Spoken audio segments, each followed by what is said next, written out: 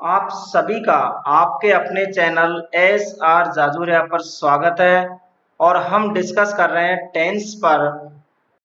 और टेंस पर मैंने एक वीडियो पहले अपलोड किया है जिसमें सभी प्रकार के टेंस और उनकी सब कैटेगरी यानी कौन कौन सी होती है उन सब पर डिस्कस किया है। साथ में एक चार्ट में सभी टेंस को मैंने डिटेल से समझाया भी है। यदि आपने वो वीडियो नहीं देखा है तो उसे देख लीजिए ताकि आपके लिए आगे आने वाले टेंसेज बहुत आसान हो जाए। तो आज हम डिस्कस करेंगे प्रेजेंट इंडेफिनेट टेंस पर। और इसको मैंने दो पार्ट में डिवाइड किया है। पार्ट वन ये हमारा बेसिक कॉन्सेप्ट होगा। पार्ट टू जिसमें मैंने कुछ ऐसे यूजेज बताए हैं जो प्रेजेंट इंडेफिनेट टेंस में आते हैं। बहुत महत्वपूर्ण रूल्स है जो सभी के लिए उपयोगी है। पार्ट टू आपको इसके बाद मिल जाएगा। पहले अभी हम फोकस करते हैं present indefinite tense part one यानी बेसिक कॉन्सेप्ट क्या कहता है और इसका यूज हम किस प्रकार से करते हैं।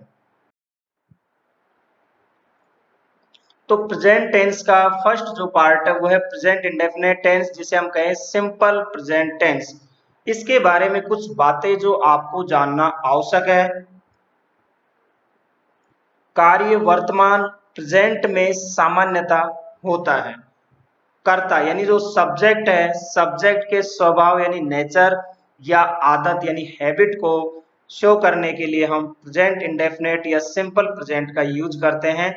जैसे मैं सुबह जल्दी उठता हूँ वह उसकी आदत है या स्वभाव है। जैसे गाय घास खाती है वह उसका नेचर है, वह घास खाती है। शेर मांस खाता है। तो ये सभी प्रेजेंट इंडेफिनेट या सिंपल प्रेजेंट में आते हैं। कुछ और बातें जो जैसे चिरंतन सत्य जिसे हम कहें यूनिवर्सल ट्रुथ या कोई प्रिंसिपल यानी सिद्धांत हो या कोई परमानेंट एक्टिविटी स्थायी कार्य हो, इनको शो करने के लिए भी हम सिंपल प्रेजेंट टेंस यानी प्रेजेंट इंडेफिनेट टेंस का यूज करते हैं। जैसे सूर्य पूर्व में उगता है तो भैया यूनिवर्सल ट्रूथ है, सूर्य हमेशा पूर्व में ही उगता है। तो इस तरह के लिए हम प्रेजेंट इंडेफिनेट टेंस का यूज करते हैं। और भी कुछ बातें हैं फ्यूचर में होने वाले कोई फिक्स प्रोग्राम है या कोई प्लान है या कोई कंडीशन है उसको एक्सप्रेस करने के लिए भी हम प्रेजेंट टेंस का यूज करते हैं। ये सामान्य बातें थी लेकिन हम पार्ट टू में और भी बहुत सारे यूजेस बताएंगे आपको। तो पहले हम इस पर फोकस करते हैं। अब आप सबसे पहले देखिए प्रेजेंट इंडेफिनेट टेंस की पहचान क्या है, कैसे आप उसको आइडेंटिफाई करोगे। यह एक बेसिक कॉन्सेप्ट है। जब क्रिया के अंत में क्रिया यानी वर्ब के अंत में ता है, ती है, ते है, ता हूं, ती हूं ये आते हैं तो समझ लीजिए कि हमारा प्रेजेंट टेंस है। तो ये एक सामान्य पहचान है। मैं फिर कह रहा हूं ये एक बेसिक कॉन्सेप्ट है। अब यहाँ पे आपको एक चीज और समझनी है कि हमारे पर्सन तीन होते हैं, फर्स्ट पर्सन, सेकंड पर्सन और थर्ड पर्सन। फर्स्ट पर्सन जो सिंगुलर होता है वो आई होता है और फर्स्ट पर्सन प्लूरल जो होता है वो वी होता है। सेकंड पर्सन सिंगुलर और प्लूरल दोनों यू होते हैं। और थर्ड पर्सन सिंगुलर जैसे ही, सी, इट किसी लड़के का नाम या किसी लड़की का नाम हो सकता है या कोई नाउन हो सकता है, प्रोनाउन हो सकता है। और प्लूरल जो थर्ड पर्सन होता है वो प्लूरल यानी बहुवचन एक से ज्यादा, जैसे दे या फिर कोई प्लूरल नाउन हो। इस तरह के जो है ये प्लूरल थर्ड पर्सन होते हैं।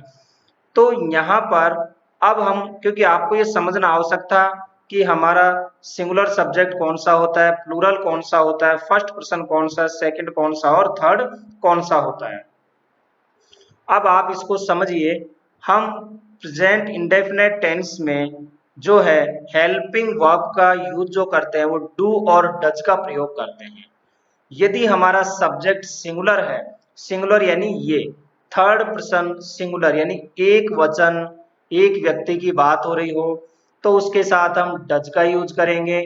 और यदि प्लूरल है यानी बहुवचन है तो फिर हम डू का यूज करेंगे। जैसे ये सभी प्लूरल है और यू के साथ ये सिंगुलर है तो भी हम डू का यूज करेंगे। आई सिंगुलर है लेकिन फिर भी इसके साथ भी डू का ही यूज होता है, ये आपको विशेष ध्यान रखना है। लेकिन एक और कंडीशन है, लेकिन अफर्मेटिव सेंटेंसेस क्या होते हैं अभी बताएंगे। मैं आपको डू डज का यूज नहीं करना, हेल्पिंग वर्ब के रूप में यहाँ पे डू और डज का यूज नहीं होता है। हेल्पिंग वर्ब के रूप में, मेन वर्ब के रूप में हो सकता है लेकिन हेल्पिंग वर्ब के रूप में इनका यूज नहीं होता। अफर्मेटिव सेंटेंस में वर्ब की फर्स्ट फॉर्म का यूज होता है, वर्ब की फर्स्ट फॉर्म का यूज होता है, परंतु सब्जेक्ट यदि थर्ड पर्सन सिंगुलर हो, यानी ये वाले हो थर्ड पर्सन सिंगुलर, तो वर्ब में आप एस ई एस या आई एस लगाओगे। अब किस वर्ब के साथ एस लगेगा, किसके साथ ई एस लगेगा, किसके साथ आई एस लगेगा, इसका मैंने वीडियो अपलोड किया हुआ है। यदि आपने नहीं देखा है तो देख लीजिए। इस वीडियो के नीचे आपको डिस्क्रिप्शन में भी इसका लिंक मिल जाएगा, तो वहां आप देख लीजिए, आपको समझ में आ जाएगा। चलिए आगे बढ़ते हैं। पहला प्रेजेंट इंडेफिनेट टेंस में हमारा जो फर्स्ट सेंटेंस है अफर्मेटिव सेंटेंस। अफर्मेटिव सेंटेंस क्या होते हैं, इनको हम पॉजिटिव सेंटेंस भी कहते हैं, जिनमें नॉट नहीं होता है, वो अफर्मेटिव सेंटेंस या जिसको हम सिंपल सेंटेंस भी कह सकते हैं। आप देखोगे समझ जाओगे। इनमें यदि सब्जेक्ट हमारा ही है, सी है, इट है या किसी का नाम है एक व्यक्ति का, तो फिर हमारी स्ट्रक्चर क्या होगी। सबसे पहले आप लिखोगे सब्जेक्ट, उसके बाद वर्ब की फर्स्ट फॉर्म लिखोगे और उसके साथ फिर एस ई एस या आई एस लगाओगे। इसके बाद यदि सेंटेंस में ऑब्जेक्ट दिया है तो वो लिख दोगे, और कोई अदर वर्ड दिया है तो वो लिख दोगे, नहीं दिया है तो कोई बात नहीं, जितना है उतना ही आप लिख दोगे। यहाँ पे देखिए सबसे पहले मैं एक सेंटेंस लेता हूं, वह खेलता है। वह खेलता है, यहाँ लड़के की बात हो रही है और हम मेल के लिए ही का यूज करते हैं, फीमेल के लिए सी का यूज करते हैं वह के लिए, तो वह यानी हो जाएगा ही। काम क्या कर रहा है, खेलना, और खेलने को हम बोलते हैं प्ले। तो सब्जेक्ट हुआ हमारा ही हमारी स्ट्रक्चर के अनुसार। वर्ब क्या है यहाँ, खेलना, खेलने को लिख दिया हमने प्ले। लेकिन ये सब्जेक्ट हमारा थर्ड पर्सन सिंगुलर है, जो मैंने अभी थोड़ी देर पहले बताया था, एक वचन सब्जेक्ट है, इनमें से है, तो फिर हम वर्ब के साथ एस या ई एस लगाएंगे। तो प्ले के साथ हमेशा एस ही लगता है, तो ये हो गया ही प्लेज। कॉन्सेप्ट आपको समझ में आ गया होगा। नेक्स्ट है वह गांव जाती है। वह गांव जाती है यानी किसी लड़के की बात हो रही है, किसी फीमेल की बात हो रही है, तो आप सी लगाओगे। सब्जेक्ट क्या है, सी, कौन, वह, यहाँ लिख दिया सी। अब काम क्या कर रही है, वह जाने का काम कर रही है, तो यहाँ पे जो है वर्ब हुई हमारी गो, लेकिन सब्जेक्ट सिंगुलर है तो एस या ई एस लगेगा, तो गो के साथ हमेशा ई एस लगता है।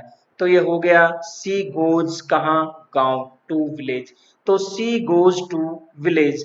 तो आपको इस तरह बनाना, पहले सब्जेक्ट फिर वर्ब की फर्स्ट फॉर्म, उसके साथ वर्ब के साथ क्या लगेगा, एस ई एस या आई एस। मैंने फिर कहा इसका अलग से वीडियो डाला हुआ है, आप उसको देख लें। लोकेश खाता है, एक व्यक्ति की बात हो रही है लोकेश की, तो लोकेश ईट्स यानी कि वर्ब में एस लग जाएगा।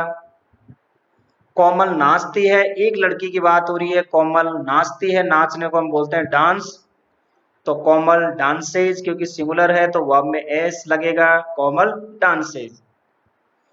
सूर्य पूर्व में उगता है, the sun rises in the east, यानी सन हो गया। फिर इसके बाद राइजेज यानी वर्ब की फर्स्ट फॉर्म में एस या ई एस, तो यहाँ राइज के साथ एस लगा दिया, the sun rises in the east. Next, यदि हमारा सब्जेक्ट आई, वी, यू या दे में से हो, तब हमारी स्ट्रक्चर क्या होगी। सब्जेक्ट लिखेंगे, फिर वर्ब की फर्स्ट फॉर्म, इसके बाद ऑब्जेक्ट दिया हो तो लिखेंगे, अदर वर्ड दिया हो तो लिखेंगे, नहीं दिया है तो नहीं लिखेंगे। तो यहाँ पे सब्जेक्ट देखो, आप आई, वी, यू या दे हो तो हम वर्ब की फर्स्ट फॉर्म यूज करेंगे, किसके साथ? अफर्मेटिव सेंटेंस में यहाँ एस या ईएस नहीं लगाना, केवल एस या ईएस किसके साथ लगाना है अफर्मेटिव सेंटेंस में? जब थर्ड पर्सन सिंगुलर सब्जेक्ट हो, एक वचन करता हो तब। यहाँ देखो, मैं दौड़ता हूं, मैं इंग्लिश में क्या बोलोगे? आई। दौड़ने को क्या बोलते हैं? रन। आप क्या लिखोगे? आई सब्जेक्ट, वर्ब की फर्स्ट फॉर्म यानी रन, आई रन। हम लोग पढ़ते हैं, हम लोग यानी हम या हम लोग बात एक ही है, इसको बोलते हैं वी। वी। पढ़ने को क्या बोलोगे? रीड, यानी फर्स्ट फॉर्म क्या होगी? Read, we read. तुम खेलते हो, तुमको क्या बोलते हो? यू। You play. वे खेलते हैं, दे प्ले। मैं एक पुस्तक पढ़ता हूं, आई रीड ए बुक। तो इस तरह के सेंटेंस से यदि आपने स्ट्रक्चर समझ ली तो कहीं दिक्कत नहीं आएगी, और आपने जान लिया कि कहाँ किस सब्जेक्ट के साथ वर्ब का कैसे यूज करना है, तो आपको कोई दिक्कत नहीं आने वाली है। कुछ और भी एग्जांपल्स दें, जैसे गाय घास खाती है, the cow Yeats grass. The cow Yeats grass. मेरी बहन फुटबॉल खेलती है, मेरी बहन, एक बहन की बात हो रही है उसकी, तो आप कैसे लिखोगे? My sister. फिर काम क्या कर रही है? खेलना, तो प्ले, लेकिन सिंगुलर है, एक सिस्टर की बात हुई तो वर्ब में एस लगेगा, प्ले के साथ हम एस ही लगाते हैं, तो माई सिस्टर प्लेज फुटबॉल। लेकिन अब आप इस सेंटेंस को देखिए, मेरी बहनें फुटबॉल खेलती है, मेरी बहनें, एक से ज्यादा बहन की बात हो रही है, तो ये प्लूरल हो गया, सब्जेक्ट यानी बहुवचन हो गया। आप लिखोगे माई सिस्टर्स, सिस्टर नहीं माई सिस्टर्स, और फिर जब प्लूरल हो गया सब्जेक्ट, तो वर्ब हमारी यहाँ पे जो है इसमें एस या ईएस नहीं लगाना है, तो ये हो जाएगा प्ले और फुटबॉल। तो माई सिस्टर्स प्ले फुटबॉल। उसका भाई दौड़ता है, उसका भाई, एक भाई की बात हो रही है, हिज ब्रदर रन्स। यहाँ रन में एस लगेगा, वर्ब में तो रन्स हो जाएगा। लेकिन इसको देखो, उसके भाई दौड़ते हैं, एक से ज्यादा भाई की बात हो रही है, हिज ब्रदर्स रन। अब यहाँ ब्रदर्स हो जाएगा, और यहाँ जो हमारी वर्ब है इसमें एस यस नहीं लगाना है। तुम खेलते हो, यू प्ले। मैं दिल्ली में रहता हूं, I live in Delhi. Next है नेगेटिव सेंटेंस।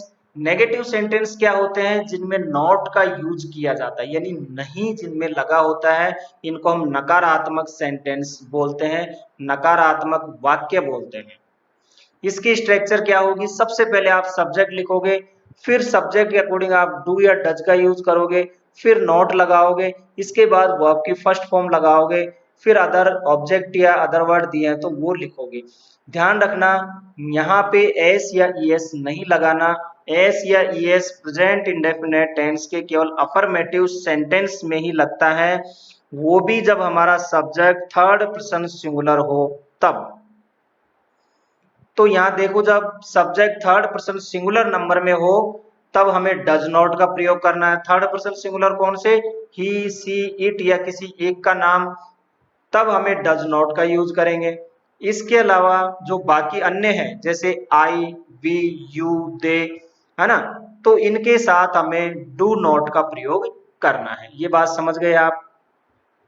मेन वर्ब मुख्य क्रिया में एस या ईएस नहीं लगाना है नेगेटिव में, चाहे इसके आगे आने वाले चाहे इंट्रोगेटिव हो, चाहे इंट्रोगेटिव एंड नेगेटिव हो, किसी में भी नहीं लगाना। ये केवल अफर्मेटिव में लगता है, वो भी थर्ड पर्सन सिंगुलर के साथ। वह नहीं लिखती है। देखिए सेंटेंस, देखिए हमारा यदि सामान्य होता अफर्मेटिव तो क्या होता? वह लिखती है। केवल यहाँ नहीं लग गया तो हम नॉट लगा देंगे, लेकिन यहाँ हेल्पिंग वर्ब भी हमें लगानी होती है, डू या डज। सब्जेक्ट क्या है? वह लिखती है, यानी लड़की की बात हो रही है, फीमेल की बात है, तो आप सब्जेक्ट लिखोगे सी। यहाँ लिख दिया सी। सी एक सिंगुलर सब्जेक्ट है, इसके साथ हम डज का यूज करेंगे, यहाँ भी लिखा है डज। इसके बाद क्या लिखोगे? नॉट, ये नॉट लगा दिया। काम क्या कर रही है? लिखने का, तो राइट यानी राइट लगा दिया। एस यस यूज हमें करना ही नहीं है, नेगेटिव सेंटेंस में, तो सी डज नॉट राइट। देखिए बहुत आसान हो गया आपके लिए, आप इस स्ट्रक्चर को देख लीजिए। लोकेश नहीं खाता है, लिख दोगे लोकेश डज नॉट ईट। मैं नहीं दौड़ता हूं, मैं यानी आई, और आई के साथ यूज करेंगे डू नॉट, तो आई डू नॉट रन। हम लोग नहीं पढ़ते यानी we do not read, we के साथ डू नॉट का यूज होगा, डू और फिर नॉट। वे नहीं खेलते हैं, दे क्या है, प्लूरल है, इसके साथ भी डू का नॉट यूज होगा, तो दे डू नॉट प्ले। बहुत सिंपल है, पहले सब्जेक्ट फिर हेल्पिंग वर्ब, उसके बाद नॉट फिर वर्ब। बस ये आप क्राइटेरिया पकड़ लीजिए, इस पैटर्न को समझ लीजिए, आपके लिए बहुत आसान हो जाएगा। नेक्स्ट है इंट्रोगेटिव सेंटेंसेज, जिनमें इनको हम प्रश्नवाचक वाक्य बोलते हैं, जिनसे प्रश्न किया जाता है। तो इनमें सबसे पहले हम डू या डज का यूज करेंगे, फिर सब्जेक्ट लिखेंगे, फिर वर्ब की फर्स्ट फॉर्म, फिर ऑब्जेक्ट या अदर वर्ड दिए हैं तो वो लिखेंगे। जैसे क्या वह लिखती है, अब यहाँ पे देखिए इंट्रोगेटिव है यानी प्रश्न किया जाएगा, कर दिया क्या वह लिखती है। यदि सामान्य होता तो क्या लिखते, वह लिखती है। तो यहाँ हो गया क्या वह लिखती है यानी प्रश्न किया जा रहा है, तो वह लिखती है, वह यानी सी क्या है, सिंगुलर सब्जेक्ट, इसके साथ हम लगाएंगे डज, यहाँ लगा दिया डज। फिर आप लिखोगे यहाँ सब्जेक्ट क्या है, सी, लिख दिया सी। फिर वर्ब की फर्स्ट फॉर्म, काम क्या करे, लिखना, राइट, लिख दिया सी, सॉरी डज सी राइट, क्या वह लिखती है। और जब इंट्रोगेटिव सेंटेंसेस में ये हमारे वर्ड क्या होते हैं, हेल्पिंग वर्ब से शुरू होते हैं सेंटेंसेस, हमारे जो सेंटेंस है वो हेल्पिंग वर्ब से शुरू होते हैं, और इनसे जो प्रश्न किया जाता है उसका आंसर या तो यस में होता है या नो में होता है। जैसे क्या वह लिखती है, यदि लिखती है तो यस, नहीं लिखती है तो नो। क्या लोकेश खाता है, डज लोकेश ईट। क्या मैं दौड़ता हूं, आई है और आई के साथ डू का यूज होगा तो डू आई रन। क्या हम लोग पढ़ते हैं, डू वी रीड, वी के साथ डू का यूज होता है। क्या वे खेलते हैं, डू दे प्ले। नेक्स्ट है इंट्रोगेटिव एंड नेगेटिव, इनमें क्या होता है, इंट्रोगेटिव यानी कि प्रश्न भी पूछा जा रहा है और नॉट भी लगा होता है, दोनों ही बातें होती हैं, तो क्या से शुरू होगा सेंटेंस और उसमें नहीं भी होगा। जैसे डू डज लिखेंगे सबसे पहले, फिर सब्जेक्ट और नहीं के लिए आप नॉट लगा दोगे, फिर वर्ब की फर्स्ट फॉर्म आएगी आपकी, इसके बाद ऑब्जेक्ट या अदर वर्ड। जैसे क्या वह नहीं लिखती है, अब यदि ये होता क्या वह लिखती है, जब तो ये इंट्रोगेटिव था, लेकिन क्या वह नहीं लिखती है, नहीं भी आ गया तो इंट्रोगेटिव एंड नेगेटिव हो गया। क्या से शुरू हुआ है, यस या नो में इनका भी आंसर होता है, क्या वह नहीं लिखती है, क्या वह नहीं लिखती है। तो अब आप देखो इसको बनाओ, कैसे बनाओगे, डज, इसके बाद डज क्यों लिखा, क्योंकि वह है, वह किसके लिए, लड़की के लिए यूज हो रहा है, तो सी के साथ डज का यूज करेंगे।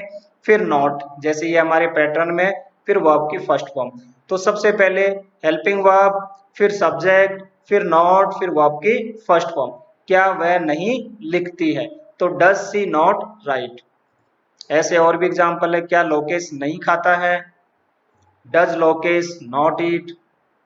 क्या मैं नहीं दौड़ता हूं, डू आई नॉट रन। क्या हम लोग नहीं पढ़ते हैं, डू वी नॉट रीड। क्या वे नहीं खेलते हैं, do they not play. Next है WH फैमिली।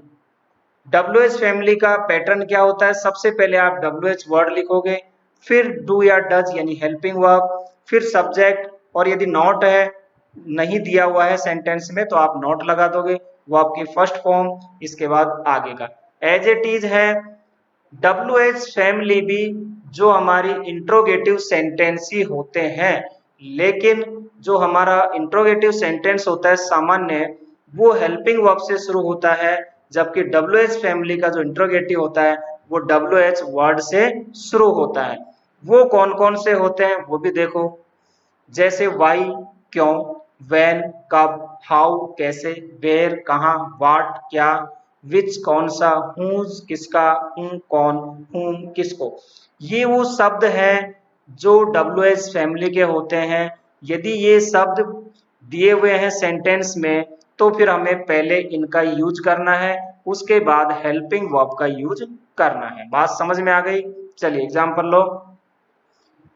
आप कहाँ रहते हैं? देखिए, आप देखिए इसमें आप कहाँ रहते हैं, प्रश्न किया जा रहा है। कहाँ के लिए आप यूज क्या करोगे? वेयर, यानी लिख दोगे सबसे पहले डब्ल्यू एच वर्ड, ये लिख दिया वेयर।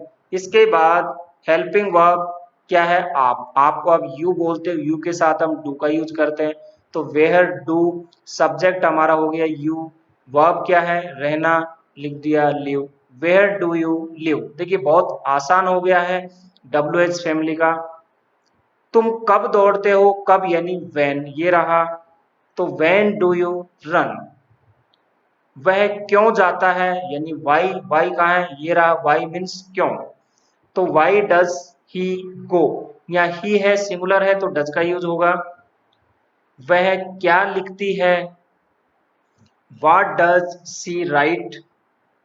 उसके दोस्त कैसे नहीं हंसते हैं, ये नेगेटिव भी आ गया यहाँ पे, तो आप बनाओगे how do his friends not laugh. His friends है, प्लूरल है, बहुवचन है, तो डू का यूज करोगे और फिर नॉट लगा दोगे, तो उसके दोस्त कैसे नहीं हंसते हैं। ये सभी प्रकार के सेंटेंस है जिनमें मैंने आपको समझाया है, और भी आगे बताऊंगा थोड़ा सा, थोड़ी देर और आप देखते रहिए इसको ध्यान से, ताकि आपका एक कॉन्सेप्ट बिल्कुल क्लियर हो जाए, कोई डाउट नहीं रहे। बच्चे क्यों नहीं खेलते हैं? नेगेटिव है, why do children not play. बच्चे हैं यानी चिल्ड्रन, इसके साथ डू का यूज होता है। चाइल्ड यानी एक बच्चा होता है, चिल्ड्रन यानी एक से ज्यादा बच्चे, चाइल्ड का ये प्लूरल है। अब आप समरी देख लीजिए, हमने जो अभी पढ़ा है उसकी फटाफट। रवि क्रिकेट खेलता है, अफर्मेटिव सेंटेंस है। Ravi plays cricket, Ravi singular है, वर्ब में एस लगेगा प्ले के साथ, तो रवि प्लेज क्रिकेट।